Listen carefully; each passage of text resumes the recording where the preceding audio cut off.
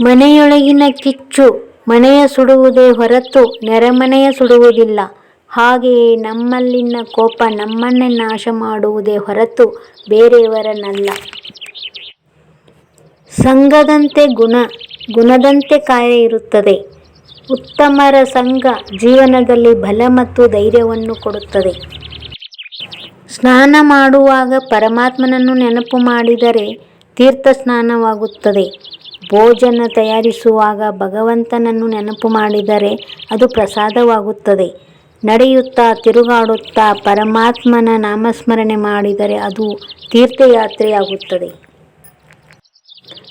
ಸಜ್ಜನರ ಸಂಗ ಮಾಡಿ ದುರ್ಜನರ ಸಂಗ ಬೇಡವಯ್ಯ.